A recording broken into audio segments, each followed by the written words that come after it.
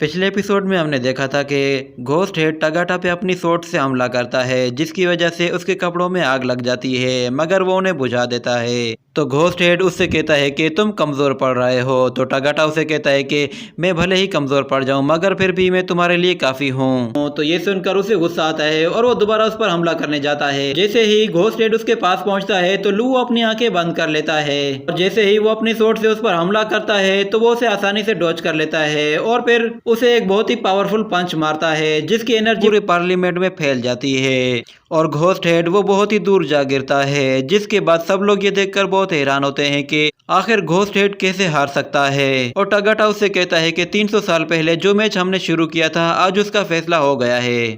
तो ghost head भी उठकर बैठ जाता है और वो कहता है कि ये इम्पॉसिबल है, मैं हार नहीं सकता। जिसके बाद सब लोग उसको चीयर करना शुरू करते हैं और फिर घोस्ट हेड का बेटा आता है। वो उसे कहता है कि आप इस तरह हार नहीं मान सकते, आपको हम लोगों के लिए लड़ना होगा। तो इससे घोस्ट हेड का कॉन्फिडेंस और भी बढ़ता है और वो कहता है कि मैं हार नहीं मान सकता, मुझे कम से कम अपने बेटे के लिए तो लड़ना ही होगा। तो घोस्ट हेड फिर से खड़ा हो जाता है और टगाटा से कहता है कि मैं तुमसे आखिरी दम तक लड़ता रहूंगा और ये सब कुछ मैं अपने बेटे के लिए कर रहा हूँ। ये कहने के बाद वो फिर से अपनी एनर्जी को चार्ज करता है कि अचानक से कोई उस पर पीछे से आकर अपनी सोट से हमला करता है और घोस्ट हेड को मार देता है। तो ये देखकर सब लोगों को एक जोरदार झटका सा लगता है कि आखिर ये क्या किया। टगाटा भी इससे बहुत ज्यादा हैरान होता है। जिसके बाद वो सब लोग उसे बुरा भला कह रहे होते हैं कि तुमने उसे क्यों मार दिया। जिसके बाद वो घोस्ट हेड के पास आता है और उसके कंधे से स्कल निकालकर सब लोगों से कहता है कि Ashura undefeatable God of war है और जो कमजोर हैं उन्हें वैसे ही एलिमिनेट हो जाना चाहिए था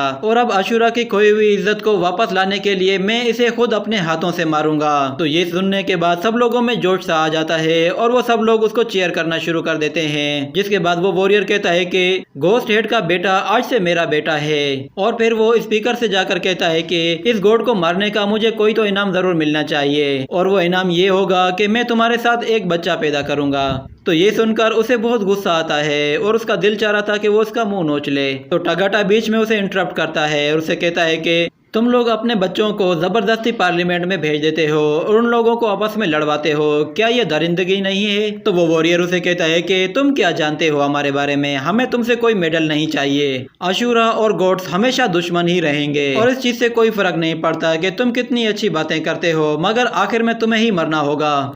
तो टगाटा उसे कहता है कि मैं नेचुरली फाइट करता हूँ, मगर तुम्हारे जीतने से चेयरमैन हुजी को प्रॉब्लम होगी, इसलिए मैं तुमसे अब जरा सीरियसली लड़ूंगा। तो ये सुनने से उस वॉरियर को और भी गुस्सा आता है और वो अपनी पावर्स को एक्टिवेट करता है। जिसके बाद हमें एक बहुत बड़ी स्किल्स को दिखाया जाता है और वो वॉरियर टगाटा से कहता है कि मैंने 2 बैटल्स के बाद तुम्हारी स्ट्रेंथ का पता लगा लिया है। मैं पहले तुम पर अटैक करने की बेवकूफी नहीं करूंगा, क्योंकि मैं जानता हूँ कि तुम काउंटर अटैक करके एक ही झटके में खत्म कर सकते हो। मेरे लिए बेहतर यही है कि मैं सिर्फ अपना डिफेंस करूं। तो लुओ से कहता है कि ब्रदर तुम मुझे बहुत ही अच्छी तरीके से जान गए हो, मैं तुम्हारी ऑब्जर्वेशन की कदर करता हूं। ये कहने के बाद टगाटा पलक झपकते ही उसके बहुत करीब आ जाता है और उसे एक जोरदार पंच मारता है। जिसके बाद वो बहुत ही दूर जा गिरता है। सब लोग ये देखकर बहुत ही हैरान होते हैं और उन्हें लगता था कि शायद इसका काम तमाम हो गया। जिसके बाद टगाटा कहता है कि मेरे लड़ने का तरीका यही है, मैं अपने दुश्मन की कमजोरी को तलाश करता हूँ और उस पर अटैक करता हूँ। जिसके बाद वो वॉरियर दोबारा से खड़ा हो जाता है और टगाटा पे अटैक करने के लिए तेजी से उसकी तरफ आगे बढ़ता है, मगर टगाटा उसे आसानी से डॉज करता है और फिर उसकी वीकनेस को तलाश करके उस पर जोरदार अटैक करता है। जिसके बाद हम देखते हैं कि वो वॉरियर टगाटा का हाथ पकड़कर कहता है कि तुम्हारी टाइमिंग तो बहुत ही कमाल की है, मगर तुम मेरे जाल में फंस चुके हो। जिसके बाद वो अपना डेगर निकालता है और उस डेगर को उसके हाथ में घुसा देता है। टगाटा को इससे बहुत तकलीफ होती है, मगर टगाटा उसे पंच मार के दूर हटा देता है और अपने आप को छुड़ा लेता है। ये देखकर वहाँ मौजूद सभी लोग बहुत ही खुश हो रहे होते हैं, क्योंकि उन वॉरियर में से किसी ने भी उसका खून नहीं निकाला था और ये पहला वॉरियर था जिसने उसे बहुत गहरी चोट पहुंचाई थी।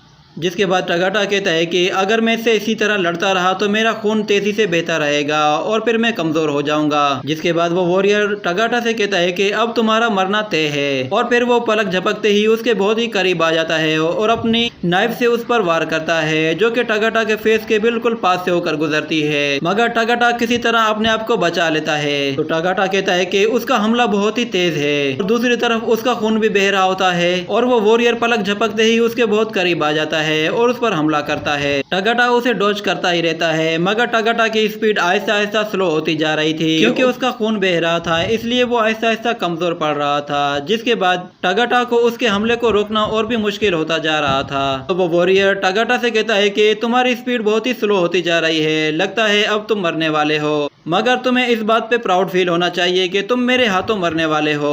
और फिर वो अपनी नाइफ से उस पर हमला करता है, मगर टगाटा उसकी नाइफ के ऊपर पैर रखकर ऊपर चला जाता है, जिसके बाद वो वॉरियर अपने फाइनल मूव का इस्तेमाल करता है और फिर हमें पवेलियन में हर तरफ आग नजर आना शुरू हो जाती है और जमीन से बहुत बड़ी नाइफ निकलती है। तो टगाटा उन नाइफ को देख रहा होता है कि अचानक से 3 नाइफ उसके ऊपर से आ जाती हैं और फिर ये एपिसोड यहीं पर खत्म हो जाता है।